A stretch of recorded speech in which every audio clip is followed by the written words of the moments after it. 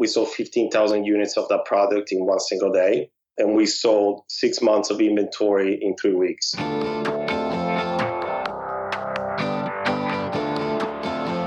Hey, my name is Felix Tia, and I'm the host of Shopify Masters, a weekly podcast powered by Shopify, the easiest way to sell online, in person, and anywhere in between. Each week, we invite entrepreneurs like you to share what they've learned growing successful e-commerce businesses. In this episode, you'll learn when should you invent a new product or simply improve on an existing product, how they use TikTok to acquire new customers, and the unique benefits of SMS marketing. Before we get into our show, I wanted to take a moment to talk about the Shopify App Store. Shopify apps help you easily customize and add features to your store to make it your own. The App Store hosts over 4,000 apps built specifically for Shopify businesses. Shopify developers all over the world built these apps to help you save time and unlock a range of new features, from showing your Instagram feed on your store to offering loyalty rewards and more. Check out shopify.com/app store for the latest Shopify apps. Today, I'm joined by Enrico Frezza from Peace Out Skincare. Peace Out Skincare is the beauty tech company behind the magic patches that offer one-step solutions for top skin concerns like pimples, wrinkles, and dark spots, and was started in 2016 and based out of San Francisco, California. Welcome, Enrico. Thank you for having me. Awesome. So you created this business, or rather the first product in the business, because of an issue that you suffered with. Can you tell us more about that? Yeah, so that's correct. The Peace Out, before it started, it was my own struggle with acne that I had throughout my teenager years, and I couldn't find anything to fix it. And back then, I ended up taking Accutane, which cleared my major acne break. But after years after that, I stopped the Accutane. I kept getting those occasional breakouts, and I got tired of trying everything under the sun to take care of them. And I got tired of letting my breakouts make me feel insecure, like when I was back in my teenage years, which, robbing my self-esteem and happiness. It really took a toll on my emotional well-being.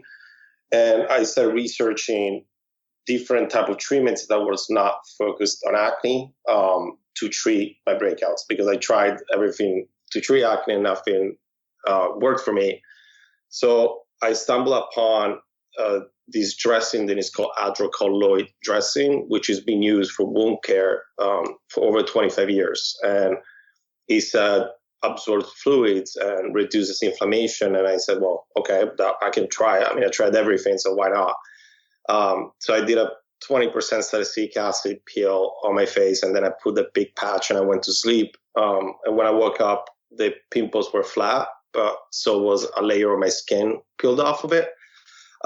So it was definitely a learning experience. But I found the hydrocolloid dressing that was able to absorb the pimple overnight. So I was like, okay, this is something.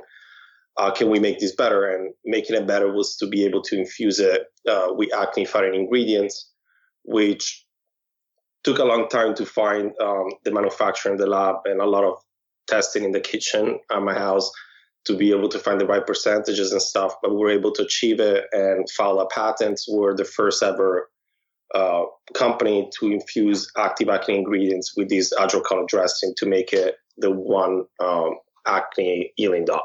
Got it. So you had this issue. You found a solution that solves at least partially your issue just out in the marketplace. What made you kind of piece it together that, there can be more done with the existing products in the marketplace? So I feel the acne category hasn't really changed since 1980. And it's been very doctor-driven. And most of the products out there, it was just a repetitive of the same things. Just in different packaging formats. And I didn't feel there was very much innovation in that category, and it was just extremely clinical. So what we wanted to do is to bring, first of all, a first-to-market product that it's effective treating breakouts overnight. And then secondly, bringing it with a brand that was not doctor-driven, but instead was fun and not scary, to be able to reach to that demographic that, like I personally, they struggle with acne, that knows that they just want it gone, but fun, engaging lifestyle brand aspect. Got it. Okay, so tell us more about the origins there. So you knew that you could improve on this product. What were the first steps you made to actually create the product? So the first steps was to test it on myself. So it was definitely my test subject, and that, as I was mentioning, like burning a layer of my skin out and finding the right percentages. Then I started looking for manufacturers that will be able to infuse these ingredients with the hydrocolor dressing, which is easier said than done. It was extremely challenging. It took 6 months, and I almost gave up. I reached out to 75 manufacturers in the US and overseas, and nobody could do it. Or if they could try to do it, would take 2-3 years of R&D, which it was not an option. So eventually I found through a patent these that they were able to mix alginates, which improves the adhesion of the dressing. So I said, well, if they were able to mix that, then maybe they can mix the active ingredients, and I would like to put into the patch. And I reached out to them, and after 7 R&D batches and test and trial, we were able to achieve the final results, which is the Acne Dot, which is currently in the marketplace. Got it. So you mentioned that you looked for manufacturers, took 6 months, 75 manufacturers, the ones that responded, said that would take a long time. You mentioned you almost gave up. I think this is certainly a kind of crossroads that a lot of entrepreneurs run into, where they're trying everything seemingly to try to, take their business to the next level, create the products, and are also deciding, should I give up and try something else? So what kept you going during this time? I feel what kept me going is that I knew it was possible somehow. It might have been challenging, but I knew that I had a feeling that I could find the right manufacturer to make this work and believe into my idea, versus just saying it's impossible, or they would take multiple years to try and develop it. And I really had the goal to help people that struggle with acne, because I know how it personally feels to have acne and breakouts. And I just knew that there was something better that had to be put into the marketplace. So that kept me going. Got it. Now, when you did finally land on a manufacturer that helped produce the product, how did you find them? So I found on the patent that I was mentioning, they were to mix the alginates with the dressing. I looked up the inventor, one of the inventors in that patent, and then Googled them. So I kind of stalked a little bit the patent and then the person, and used the owner of the manufacturer in California that was, funny enough, only 30 minutes away from my house. So I set up a meeting, and that was it. So you found someone that had the patent already, and they were nearby to you. You set up a meeting.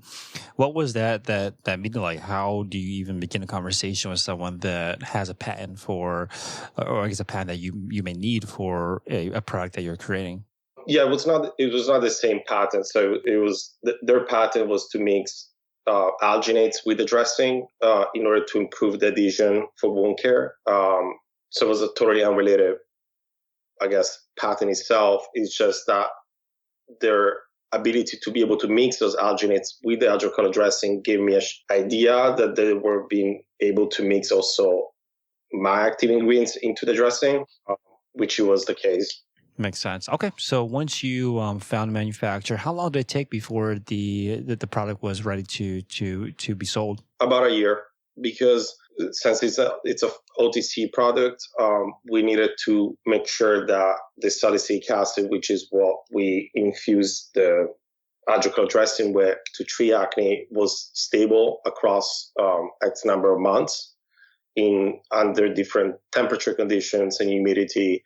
So that took a little bit of adjustments on the R&D part to be able to achieve. Got it. Now, were you doing any kind of like testing during this time with other folks that are in your market? Because I know you mentioned that you are your ideal client and you were the first kind of test subject when you were creating this by yourself. But as you were developing this, were you able to do any kind of testing with the market? Yeah, we back then we mostly did friends and family. Testing. We didn't have the capital to be able to start doing clinical testing. So it was more of a close group of friends and family to test it out and provide feedback. Personally, at the beginning, I just wanted to make sure that I achieved the best possible product.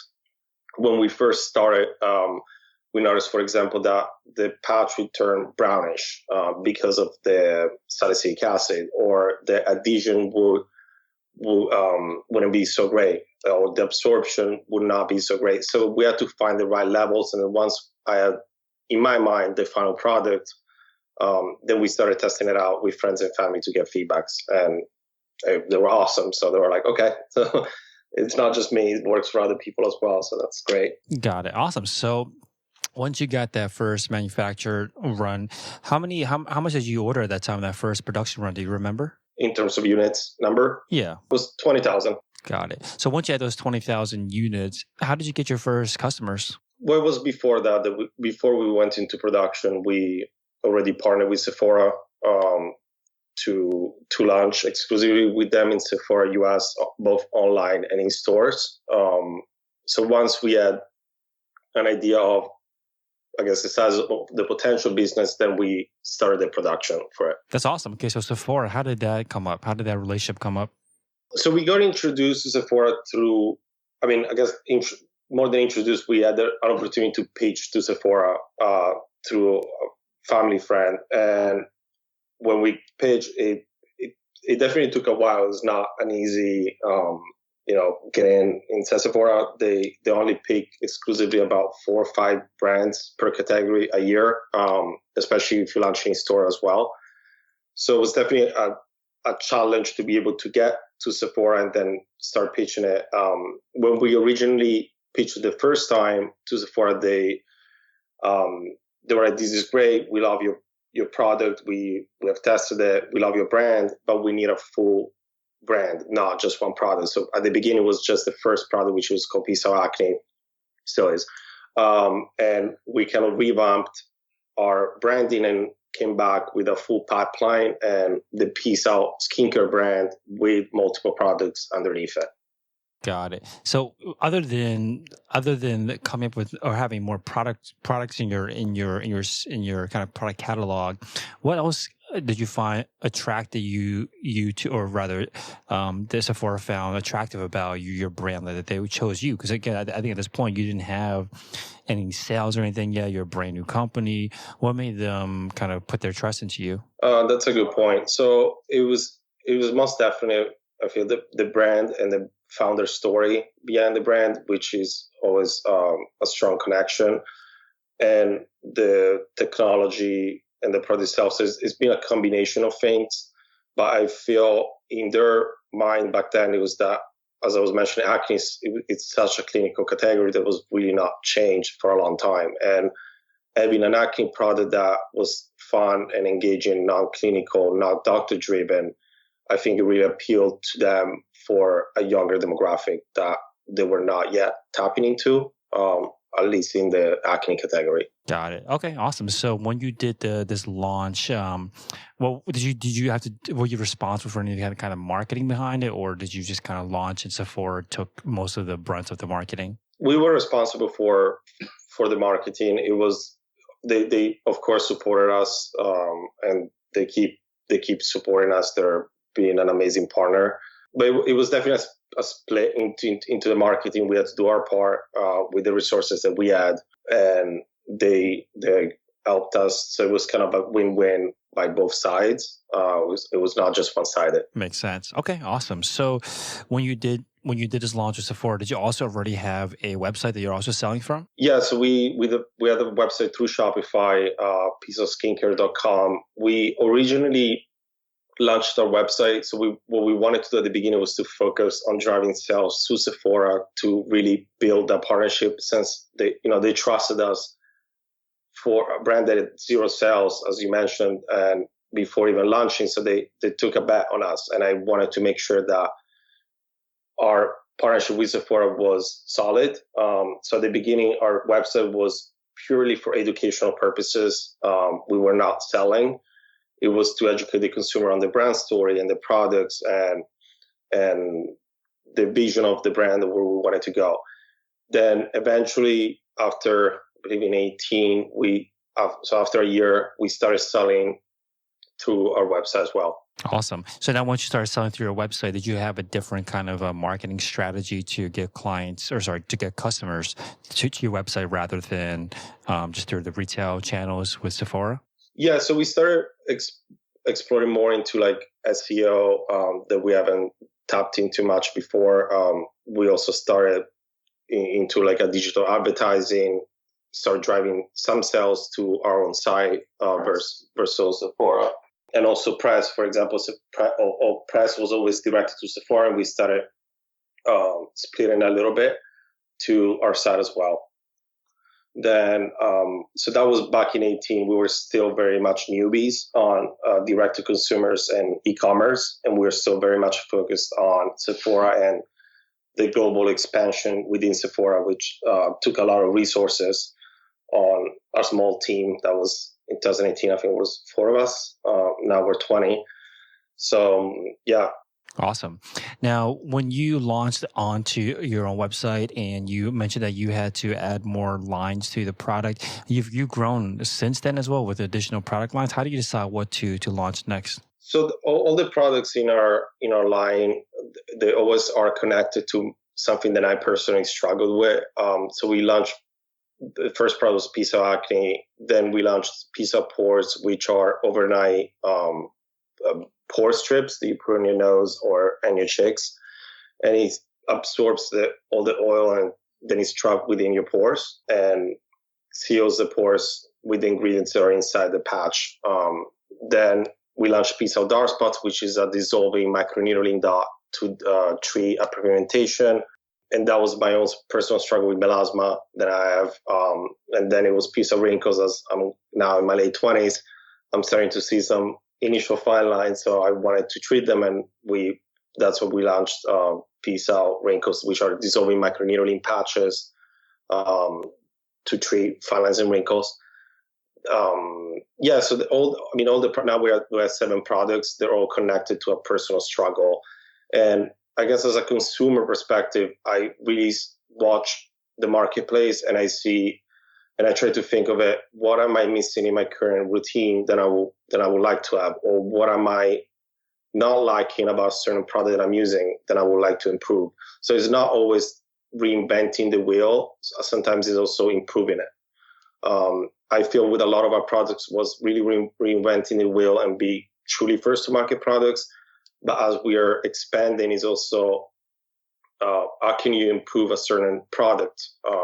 If that makes sense. That does. Can you say more about this? Or how do you decide which one is a better approach of reinventing the wheel? So basically creating something brand new, reinventing the wheel in some cases, or improving the existing product. How do you decide which path you decide to take? So I think when there is something that is truly lacking in that category, then it needs a first market product, like it was with acne, like it was with dark spots. Dark spots, that category hasn't been really changing also 20 years. There is being the same active ingredients and the same delivery system to treat hyperpigmentation, same as wrinkles. And a lot of times topical products can only go so far in what they can treat, especially when you deal with hyperpigmentation and wrinkles that are kind of deep underneath the skin. And that's why we picked dissolving microneedling patches to treat it.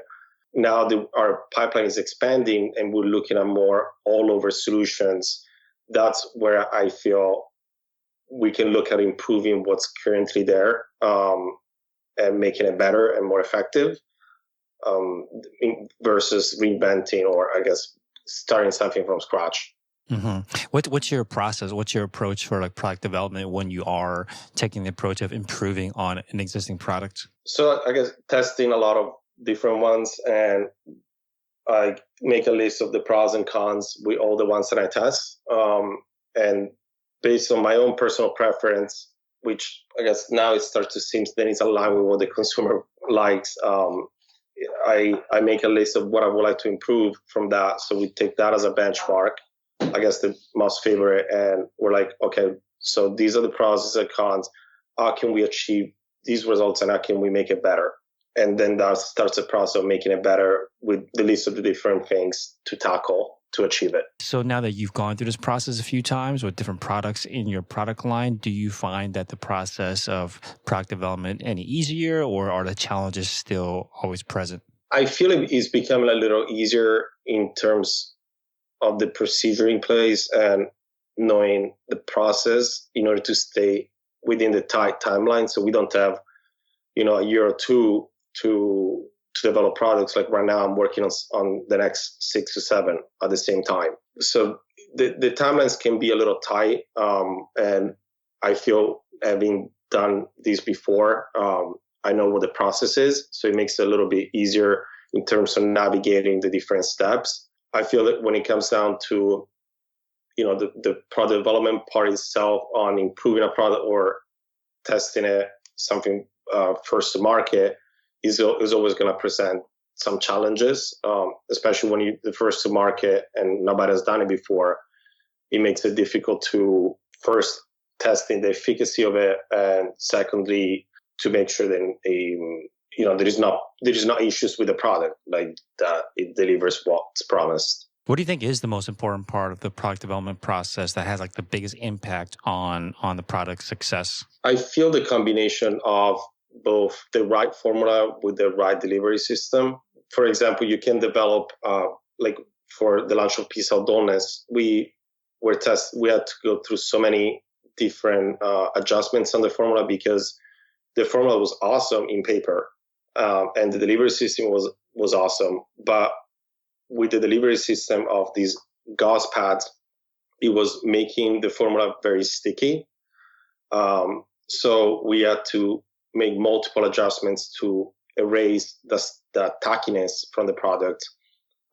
So I feel it's always towards the final stages when you really have to perfect it, then it becomes the most critical part, because you're always kind of in that tight timeline when you have to finalize in order to start production, which it's normally 3 to 4 months before you launch the product. So you have little wiggle room to perfect everything before you go right into production. Now, when you are working on a new product, do you I guess give hints of it in your marketing, or how do you launch it to your customers? So as soon as we have a final formula and a prototype of the product, we start an internal consumer study. So through a pool of the P-cell squad family, we send out product to run a consumer study internally to get, and it's like a 3 pages questionnaire in order to start to understand the feedback and making sure that this is good, in a consumer perspective. And based on that response, we make the final adjustments before we go into production. And then while we start production, we normally start a clinical trial. Hey, real quick, if you're enjoying the show, please leave us a review on iTunes and let us know what you think or what you'd like to hear more of. Now, let's get back to the interview. Got it. Makes sense. Awesome. So now that you are online, your store is full with different product lines. What is the kind of marketing channel that you focus on these days to acquire new customers? We're always testing new platforms. I would say that social media between Instagram, Facebook, and TikTok have been huge drivers from the social media standpoint. Press, SMS, marketing, Google SEO, emails.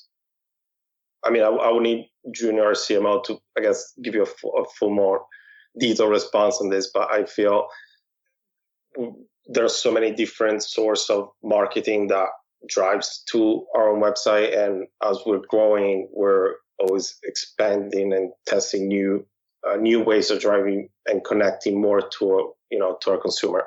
Awesome. So yeah, let's talk about TikTok. It's one of those channels that I think our audience is interested in, but might not have explored much yet. So tell us more about how you use TikTok to acquire customers. Yeah, so TikTok is it's been a really fascinating platform. At the beginning of the year, we started discussing getting involved and starting TikTok. And before we jumped on it, we wanted to put a strategy together. And once the strategy was put in place, it was about February of this year. So right when the pandemic started hitting.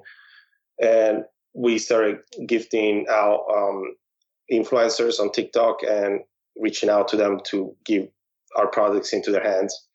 And one great video that came from that was we gifted pizza pores to Kylie, a TikTok influencer, which then Iram, which is the biggest skincare TikTok influencer, 5.4 million followers, did a duet video with her, and he had more than 12 million views, and it was loved more than 2.4 million times and shared over 60,000 times. And that resulted in, we sold 15,000 units of that product in one single day. And we sold 6 months of inventory in 3 weeks. So we normally keep on hand 6 months worth of inventory, and it was totally sold out. We're still sold out on our website. Hopefully we'll be back in stock next week.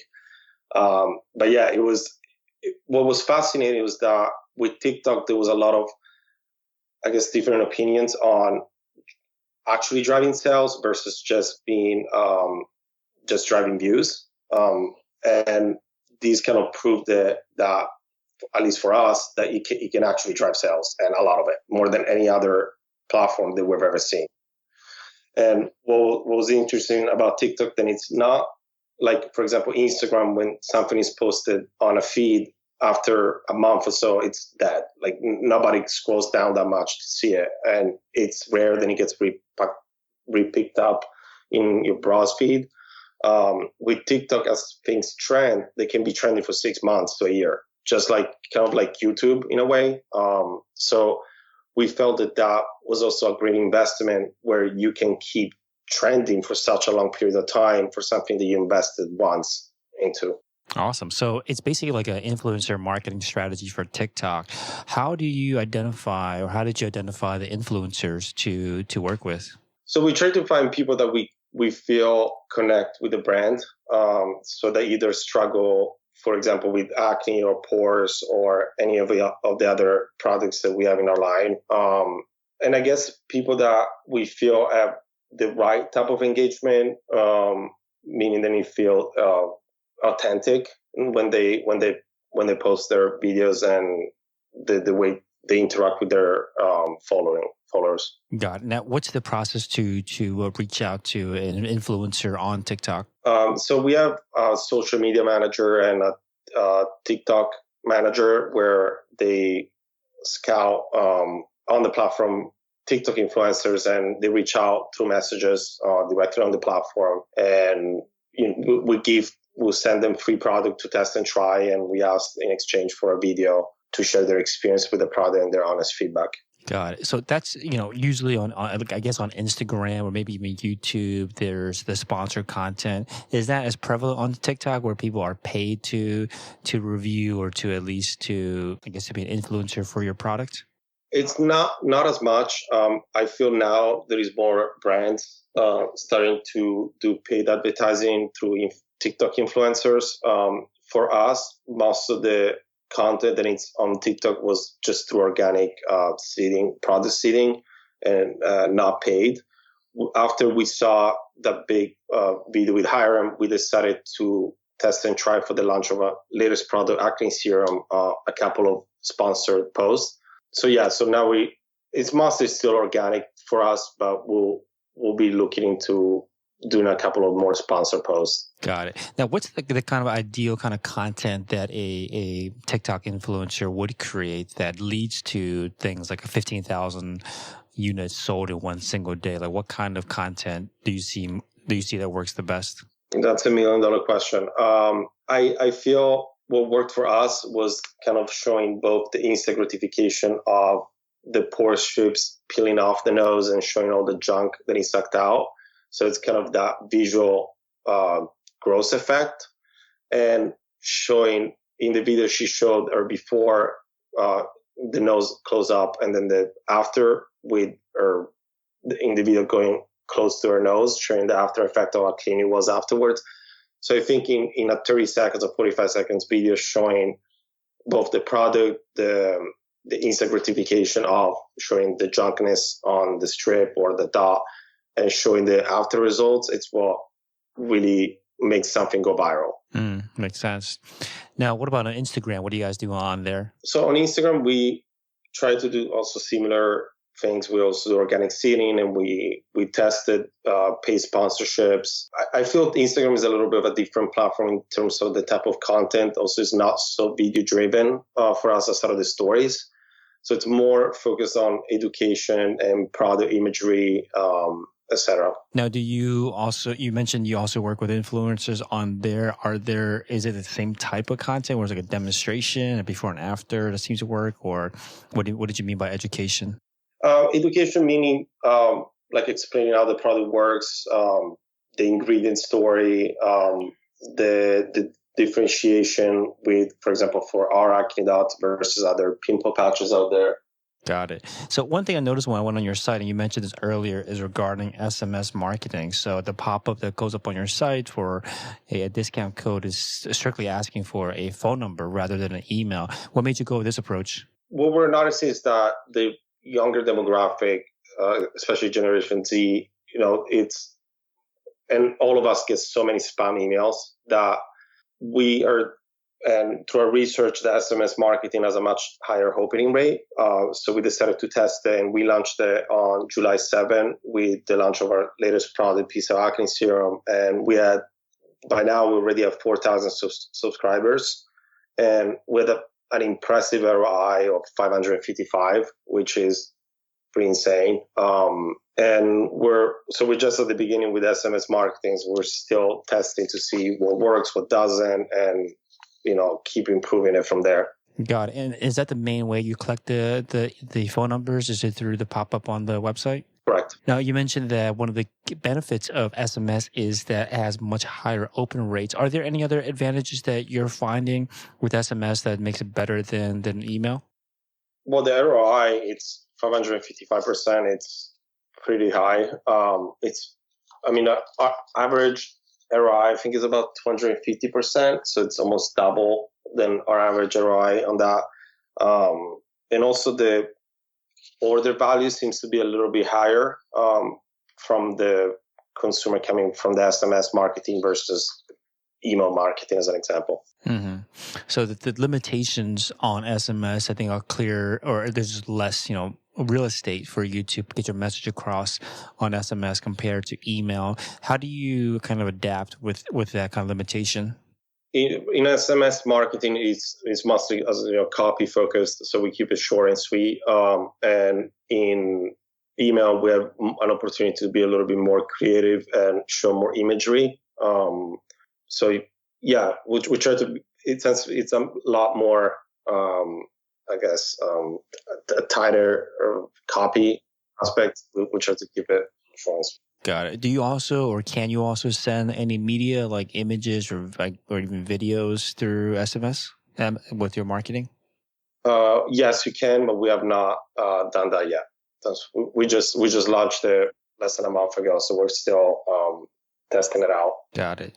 Do you usually, is a goal to drive to send them SMS with like a link to like a product page, or what is like the kind of call to action? Yeah, the call to action will be to an individual product most of the times, to keep it focused on driving the sales to one product versus trying to drive the sales to multiple.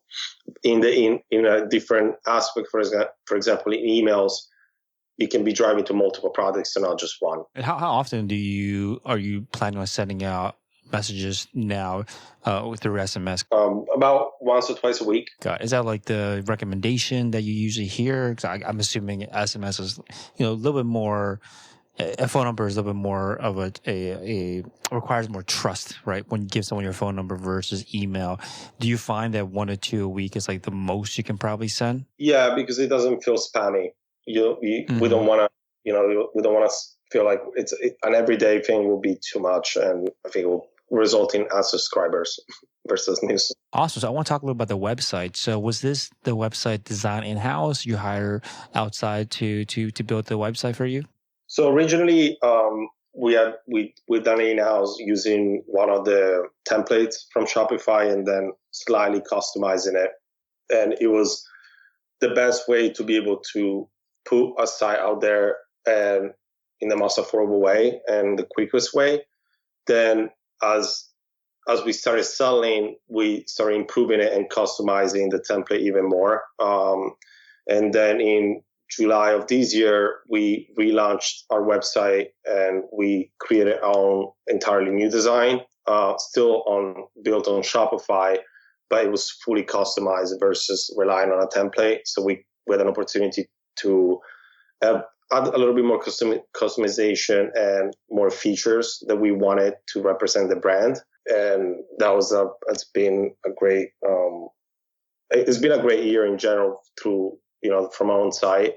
And now that we finally were able to launch a website that really represents what the brand is and stands, it's awesome. Yeah. So as you've gone through this new launch of the website and over the years, the different redesigns, were there certain changes that you've made that have led to increased conversions? Yeah. So we tried to make it more user friendly and also a deeper focus on the mobile. Since over 60%, I think now it's maybe even 70, comes from mobile on our own website. So we wanted to make it the most easy way to navigate and reach the checkout in the least time possible without having to go through multiple pages or multiple steps. Got it. Makes sense. What about any applications that you use on the website that have helped with running the business, or even like things like increasing conversions? Well, we added like Afterpay to reach. We started seeing a lot of websites through Shopify started offering that. We have multiple checkout options like PayPal, Amazon Pay, credit cards. We've shipping rates. There's a couple of apps, I don't remember the names, but we implemented to be able to make the checkout process as seamless as possible. Awesome. So what do you want to focus on over the next year with the business? Like, what's the kind of next milestone that you guys want to work towards? Well, it's keep focusing on, of course, expanding within Sephora globally. So we launched, as I mentioned, July 2017 with Sephora US online in stores. We are now, since then, we launched with Sephora Europe in 17 countries and 1,300 stores. We have launched with Sephora Canada in May of this year, and we launched with Sephora Australia and New Zealand in July of this year. So it's keep focusing on expanding our business and making it stronger within Sephora exclusively, and keep driving our site. This year has been pretty insane how much we've seen it growing compared to last year. So to keep the trend up will be great.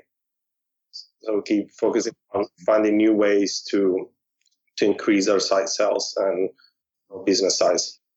Awesome. So peaceoutskincare.com is a website. Thank you so much for coming on, Rico, and sharing your experience and story with us. Thank you so much. Thanks for tuning in to another episode of Shopify Masters, the e-commerce podcast for ambitious entrepreneurs powered by Shopify.